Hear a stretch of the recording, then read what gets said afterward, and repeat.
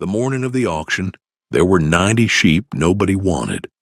They stood in the back pen at the Bishop County Livestock Yard, pressed against the rails the way animals press together when they have been moved too many times in too few days. And they looked like exactly what the catalog said they were, which was a discount lot of unimproved Tunis Cross ewes from a foreclosed farm in the next county over. Their wool was patchy in places. Their ribs showed.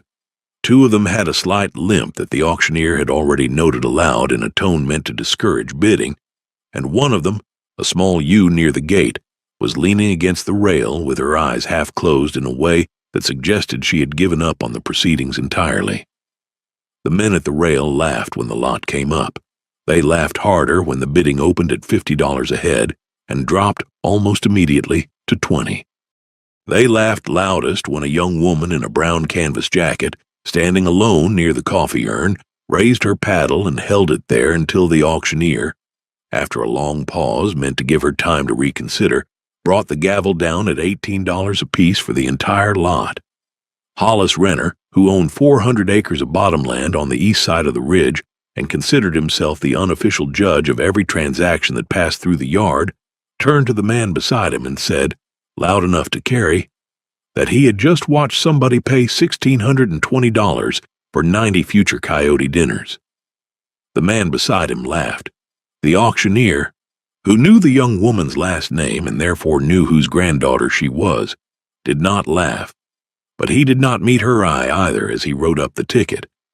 She paid in cash from a folded envelope, signed for the lot, and walked out to the loading chute without saying a word to anyone, and Hollis Renner, watching her go, said to no one in particular that the Cobb place had been dying for 20 years, and now it had found a way to finish the job. If this story already has you leaning in, do me one small favor before we go further.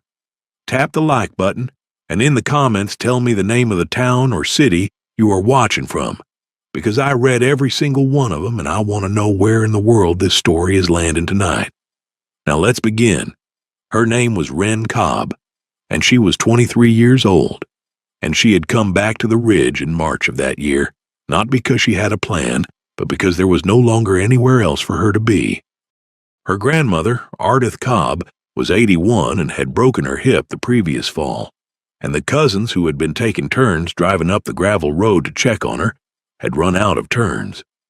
Wren had been finishing a 2-year associate degree in a town 3 hours south, working nights at a diner, sharing an apartment with 2 girls she did not particularly like, and when the call came, she packed her car in an afternoon and drove home without telling the diner she was not coming back. The farm, when she pulled up the drive, looked smaller than she remembered and also somehow larger, the way places do when you return to them as an adult. The house was a 2-story frame with a tin roof that her grandfather Emmett had put on himself in 1974. The barn leaned slightly to the south, which it had been doing for as long as anyone could remember. There were 68 acres altogether, most of it sloped pasture that had been let go to broom sedge and cedar saplings, a creek that ran along the western fence line, and a stand of hardwood at the back that her grandfather had refused to let anyone log even when the money was offered and badly needed. Ardith was sitting on the porch when Wren pulled up, and she did not stand, and she did not wave. And when Wren came up the steps, her grandmother looked at her for a long moment and said, "Well, you came." Wren said she had. Ardith said, "Sit down then." And the two of them sat on the porch in the cold March air and watched a hawk work the field below the house, and that was the entirety of their reunion. The first 3 weeks Wren did almost nothing but learn the rhythm of the house. She cooked the breakfasts and the suppers. She drove her grandmother to the physical therapy appointments in town. She walked the fence line in the afternoons because her grandmother told her to, and she came back with reports that Ardith received without comment, nodding once and going back to whatever she was doing with her hands, which was usually mending something that did not strictly need to be mended. The land was, by any conventional measure, not worth farming. The soil test from the extension office, which Wren found in a drawer in the kitchen along with 30 years of similar papers, said the topsoil was thin, the slope was wrong for row crops, and the pH was off in ways that would cost more to correct than the resulting hay would ever sell for. Hollis Renner had offered to lease it for grazing twice in the last 5 years and had been refused both times, and the second refusal had ended a long acquaintance between him and Ardith that neither of them had bothered to mourn. The Cobb place, in other words, was understood by everyone in the valley to be a piece of ground that had outlived its usefulness, kept alive by an old woman's stubbornness, and waiting only for her to die so that someone with sense could finally do something else with it. But Wren, walking the fence line in those first weeks, kept noticing things her grandmother had not asked her to notice. The creek ran clean and steady even in the dry weeks of late March, which was unusual for a creek that size on a ridge that high.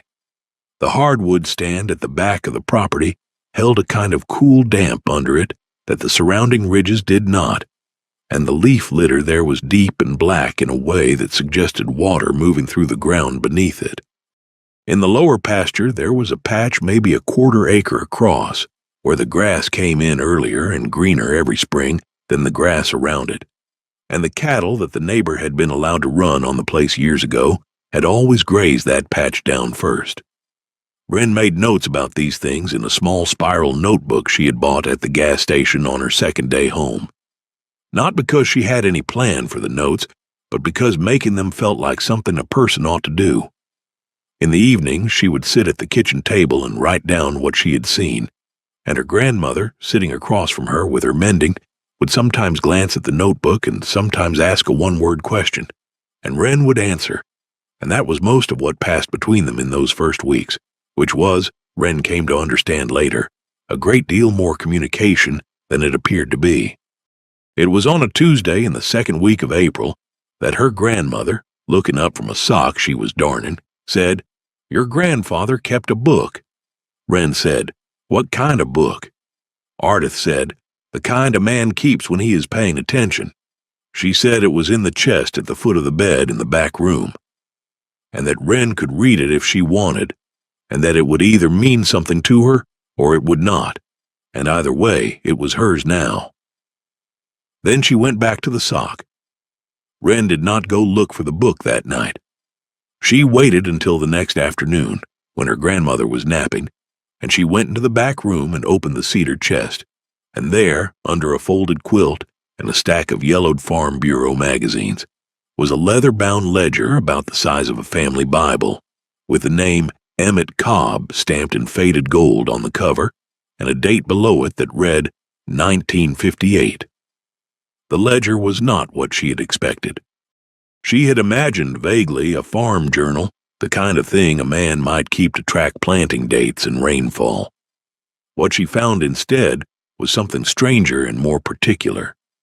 The first 30 pages were a hand-drawn map of the 68 acres, done in pencil and ink over what must have been years, with elevations marked in her grandfather's careful handwriting and small notations beside dozens of points across the property. The notations said things like seep, March through June and clay shelf, 18 inches down and old, well, capped 1941 in spring, never failed.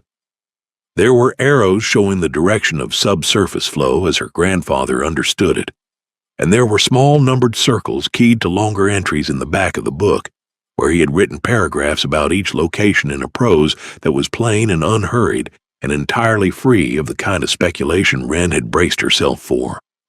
The hardwood stand at the back of the property had 11 numbered circles in it. The quarter-acre patch in the lower pasture, the one that greened up early every year, had 3.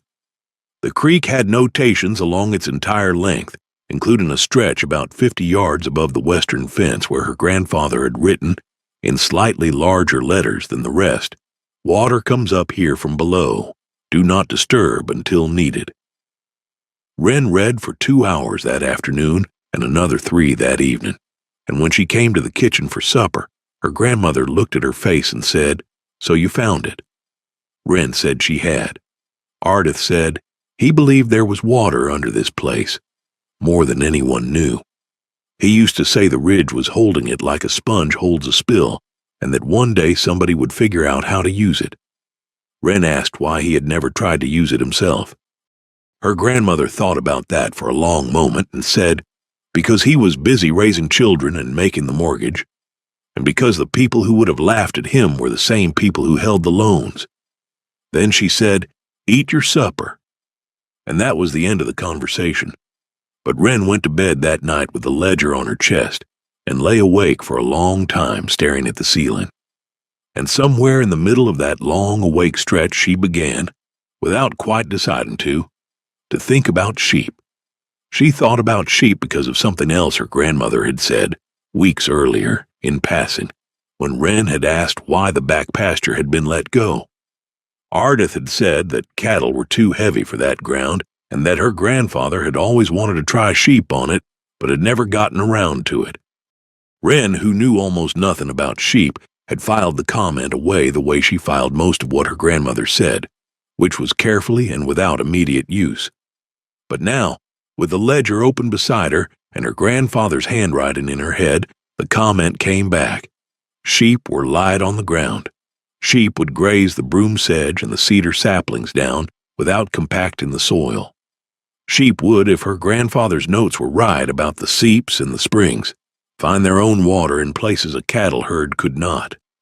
And sheep, more to the point, were cheap to get into if you bought the kind of sheep nobody else wanted, which was how, 3 weeks later, Wren Cobb came to be standing at the back rail of the Bishop County Livestock Yard with a folded envelope of cash and a paddle in her hand, looking at 90 thin ewes and seeing not what everyone else saw, but what her grandfather's ledger had taught her to see, which was an animal that would walk this particular ground gently and ask very little of it in return.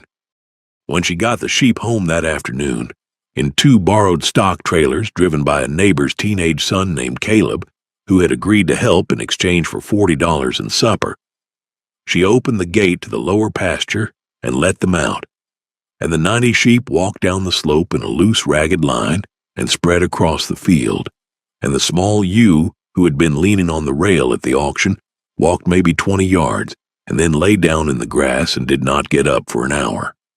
Caleb, watching her, said that one's not going to make it. Wren said, "We'll see."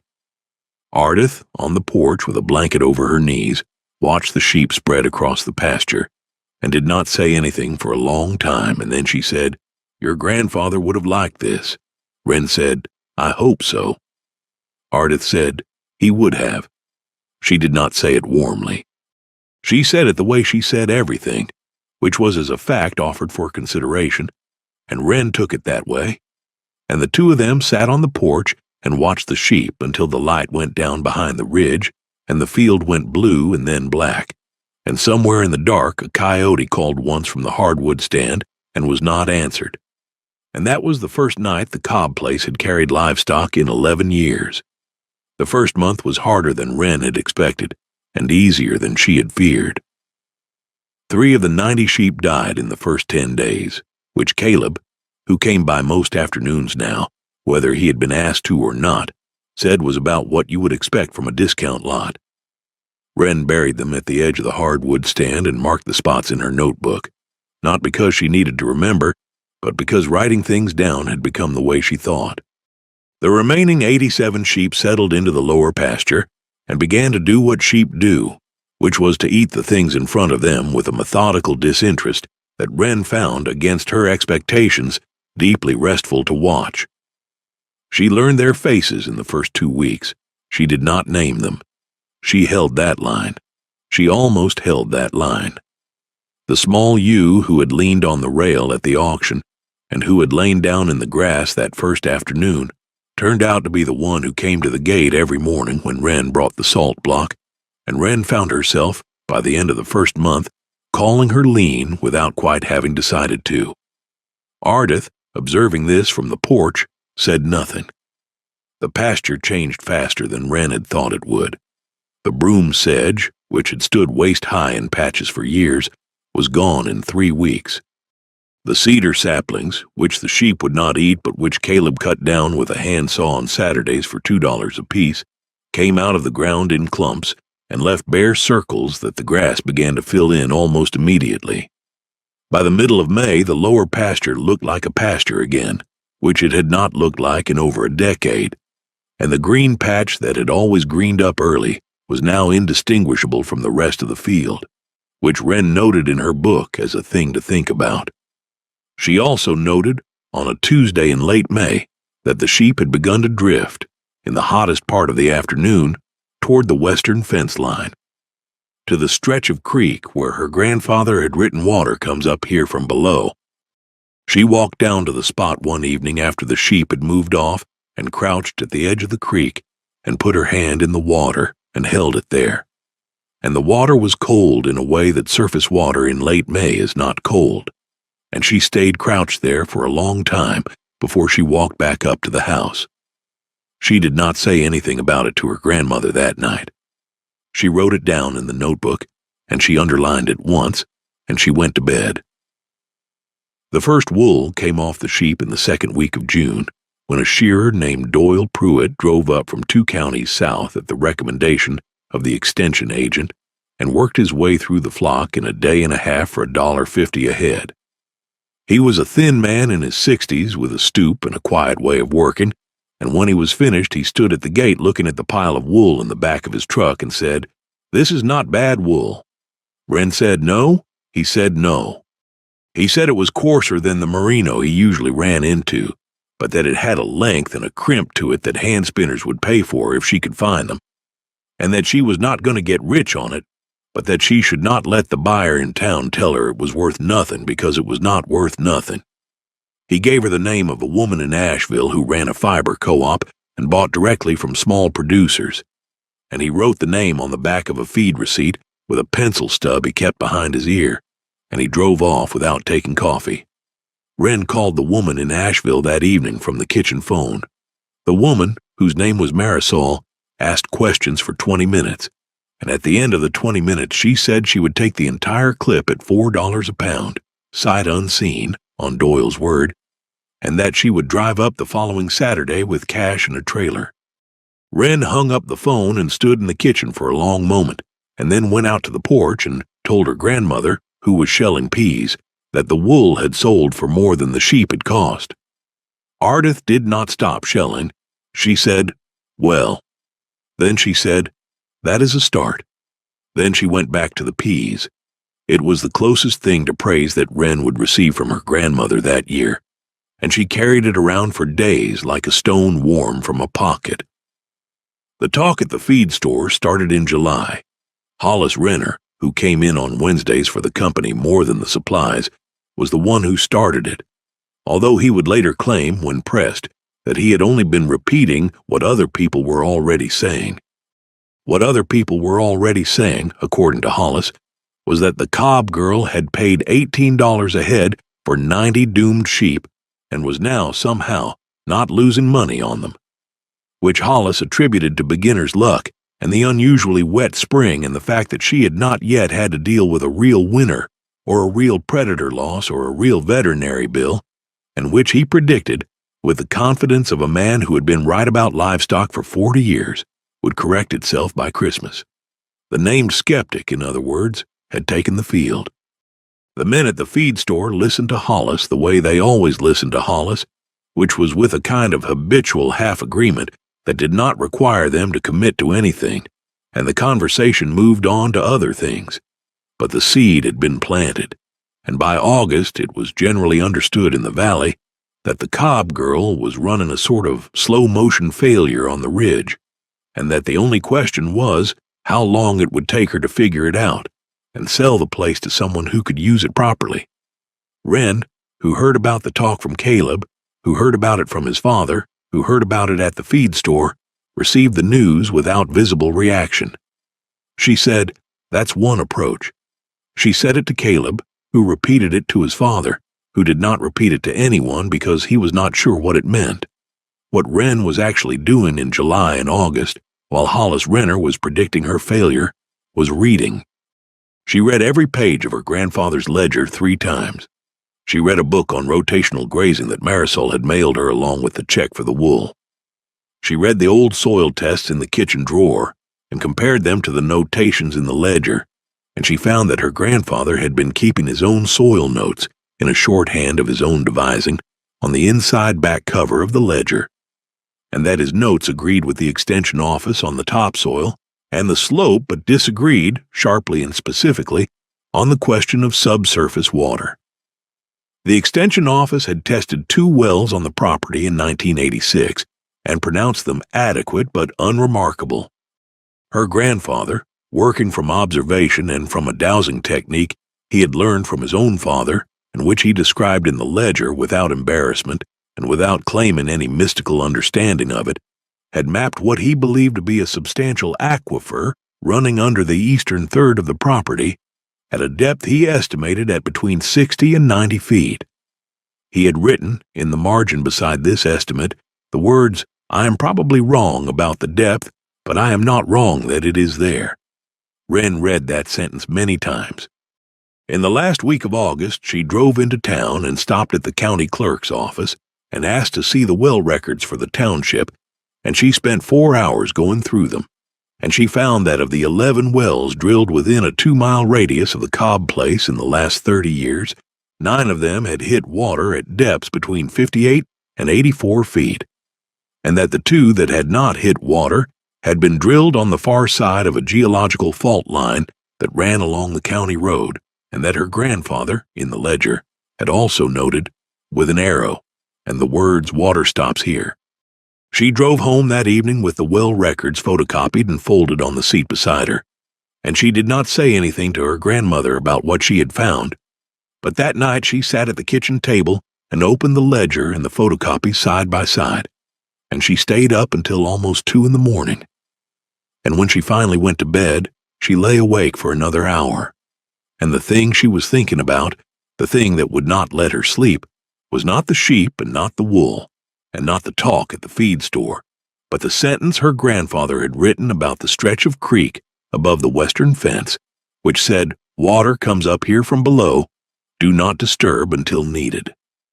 September came, and with it the first cool nights and the first real change in the pasture.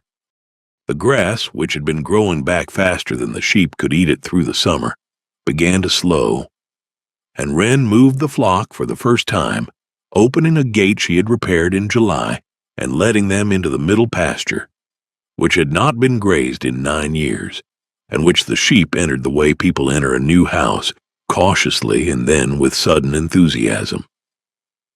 The lower pasture, behind them, was left to rest, and within a week the green patch that had been indistinguishable in May was visible again, brighter than the grass around it, and Wren walked down to it one morning and stood in the middle of it and felt, through the soles of her boots, that the ground there was softer than the ground 10 feet away and slightly cooler. She made a note. The first lamb sale, although she did not yet know it would be called that, came about by accident in the second week of September, when a woman from over near Hot Springs, who had heard about the wool from Marisol, drove up the gravel road on a Saturday afternoon and asked if Wren had any lambs for sale. Wren said she did not, because the ewes had not been bred yet, and the woman said, "Oh," and stood at the gate looking at the flock for a while, and then said, "What about a ewe or 2? I am trying to start a small flock, and I cannot find Tunis crosses anywhere." Wren, who had not considered selling any of the sheep, looked at the flock for a long moment in silence, and then she said, "How many do you want?" The woman said, "4 if you have them." Wren said, "I have them." They settled on a price of $70 a head, which was almost 4 times what Wren had paid at the auction in May, and the woman wrote a check and said she would come back with a trailer the following Saturday, and she did, and she took 4 ewes, including, by her own choosing, a thin one with a slight limp that Wren had not expected anyone to want. The woman loading the limping ewe said, "This one has a good eye." Wren said, "Yes." The woman said, "The others are too pretty. The good ones are usually the ones nobody picks."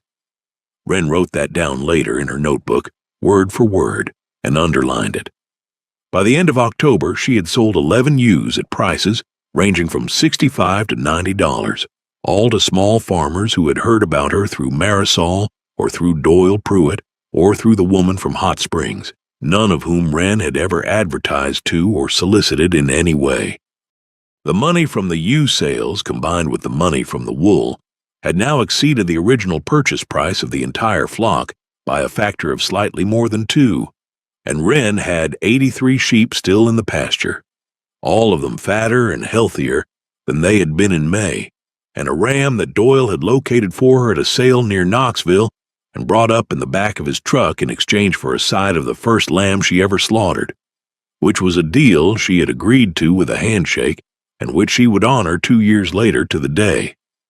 Hollis Renner heard about the ewe sales at the feed store in the first week of November, and he said, well, she got lucky on a few. He said it in the tone of a man revising a forecast he had no intention of admitting he had made. The men at the feed store, who had begun, without quite acknowledging it to themselves, to pay closer attention to the Cobb place when they drove past it on the county road, agreed that she had gotten lucky, and the conversation moved on, but it moved on a little more slowly than it would have in July. Ardith, that fall, began to come out to the pasture in the afternoons, walking slowly with the cane she had refused to use for 6 months, and she would stand at the gate and watch the sheep for 15 or 20 minutes and then walk back to the house. And she did not say anything about what she was watching, but Wren noticed that her grandmother had begun in the evenings to ask one-word questions about specific sheep and to remember the answers. The winter that Hollis had predicted would correct everything came in the first week of December, with a hard freeze and 4 inches of snow, and Wren and Caleb spent 2 days moving the flock into the lee of the hardwood stand and stringing a temporary windbreak of pallets and tarps along the north side of the makeshift fold, and the sheep sheltered there came through the freeze without a single loss. The coyotes that Hollis had also predicted came down off the ridge twice in January, and were turned back both times by a Great Pyrenees puppy named Brindle that Wren had bought in November from a farm in Madison County for $200, and which by January, at the age of 6 months, weighed almost 90 pounds and slept in the middle of the flock every night with one eye open. By the end of February, when the first lambs began to drop, Wren had not lost a single sheep to weather or predation since November, and the flock had grown, through births, to 96 animals, 6 more than she had started with the previous May, and she was, by any measure she could think of, no longer a person who had made a mistake at the auction. The lambs that spring changed everything, although the change, like all the changes on the Cobb place, came slowly and without a noun cement. There were 43 of them by the end of March, born across a 6-week stretch in the lee of the hardwood stand, and Wren had read enough by then to know which ones to pull and which ones to leave, and she had read enough to know that she did not know nearly as much as she needed to. And so she had called Doyle Pruitt twice in February and once in March, and asked questions that he had answered patiently over the kitchen phone while Ardith sat across the room pretending not to listen. 3 lambs died in the first week, which Doyle said was lower than average for a first lambing on a new place, and 1 ewe died from a prolapse that Wren could not have prevented, and which Doyle, when she described it to him afterward, said was the kind of thing that happened and that she should not carry around. She buried the ewe at the edge of the hardwood stand with the 3 from the previous spring and marked the spot in her notebook, and that evening she sat on the porch with her grandmother and did not say anything for a long time, and then she said, "I lost one today." Ardith said, "I know. You will lose more." Then Ardith said, "But you will lose fewer than most, because you watch." She said it without looking at Wren. In the same flat tone she said everything, and Wren took it the way she took everything her grandmother said, which was as a fact offered for consideration, and she carried it with her down to the pasture the next morning, and the morning after that, and the morning after that. By April the lambs were on the ground and on their feet, and following the ewes in loose ragged clusters across the middle pasture, which had recovered from the fall grazing and come in thick and green earlier than any pasture in the valley, a fact that Caleb's father, who drove past on the county road most mornings, mentioned at the feed store in the second week of April in a tone of mild puzzlement. Hollis Renner, who was there, said that the Cobb place had always had a few odd patches, and that one good spring did not make a pasture. But he said it without the edge he had used in July, and when he left the feed store that morning he drove the long way home, which took him past the Cobb place, and he slowed down on the county road and looked at the middle pasture for a long moment before he drove on. He did not stop. He did not wave.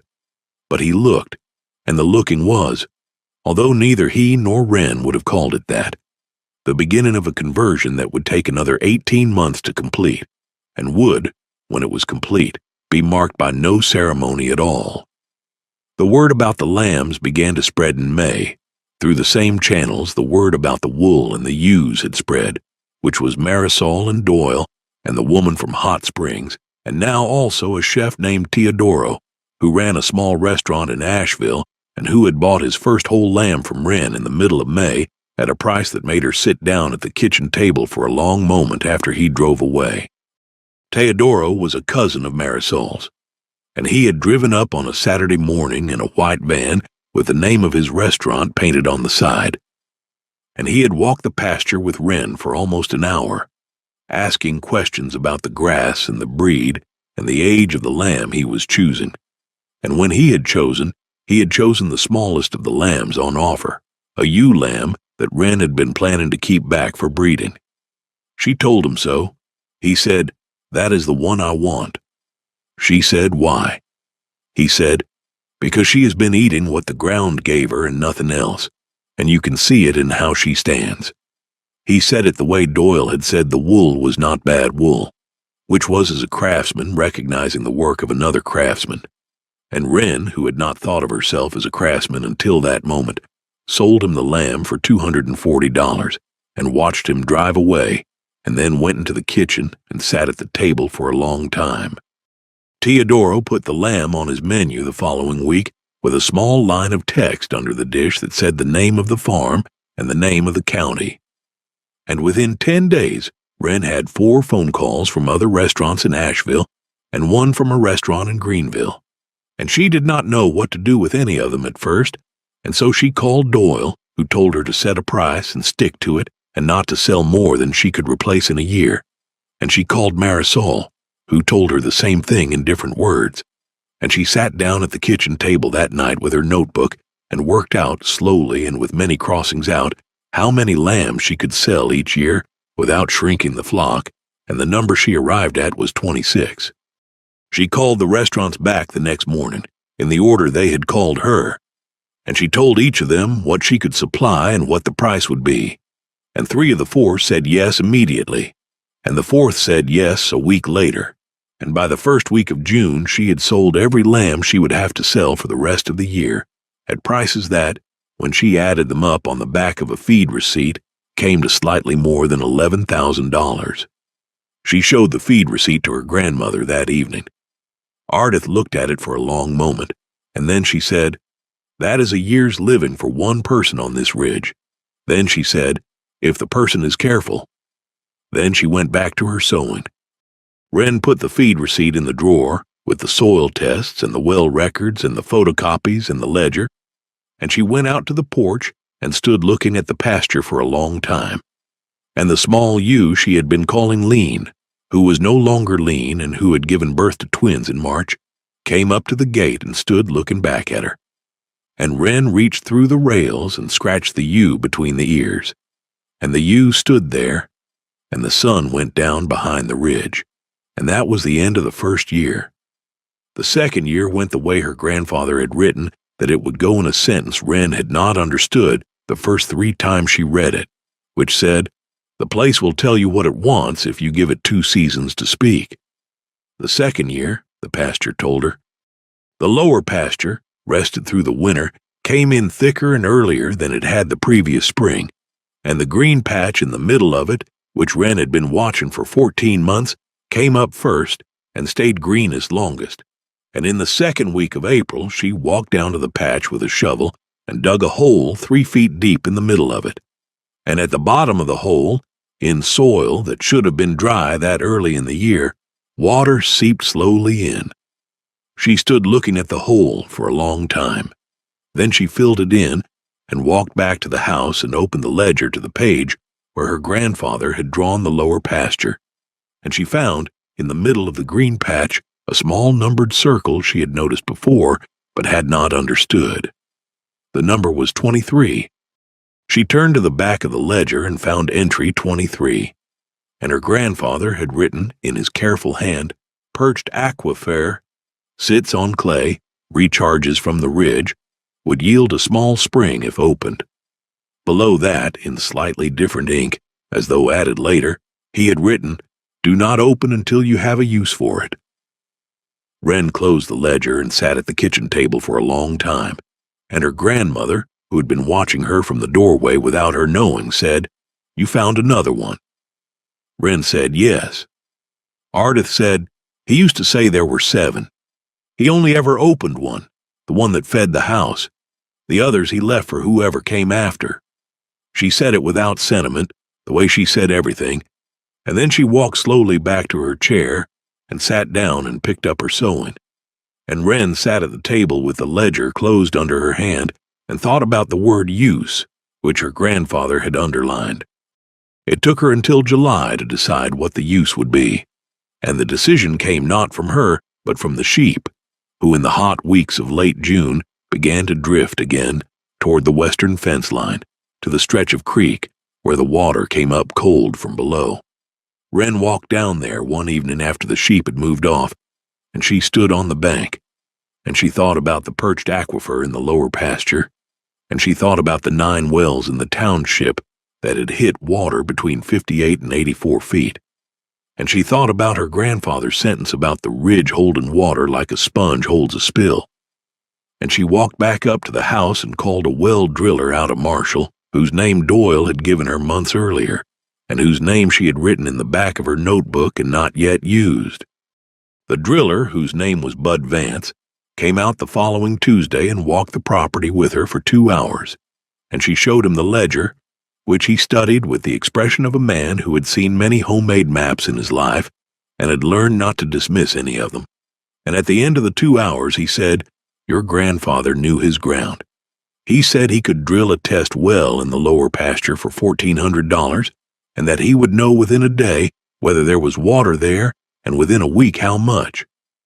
Wren wrote him a check from the lamb money and shook his hand, and he came back the following Monday with his rig and set up in the middle of the green patch, and at a depth of 71 feet his bit dropped into a layer of fractured limestone, and the water came up the casing so fast that Bud Vance, who had been drilling wells in those mountains for 34 years, took off his cap and stood looking at it for a long moment, and then said, "Well," he said, "the flow was strong enough to run a small farm and most of a neighbor's farm besides, and he said the water, when he tested it the next day, was as clean as any he had pulled out of that county in a decade.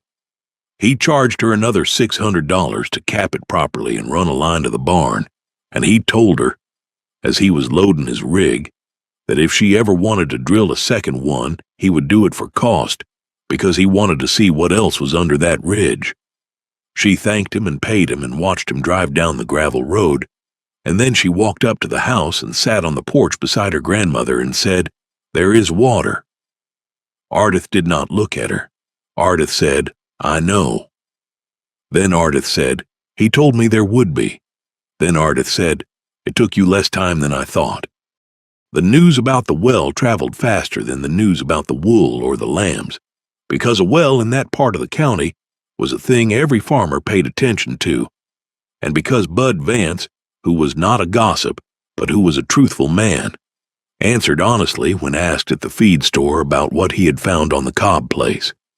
He said the flow was the best he had hit in 5 years. He said the girl had a map her grandfather had made 40 years ago, and that the map had been right.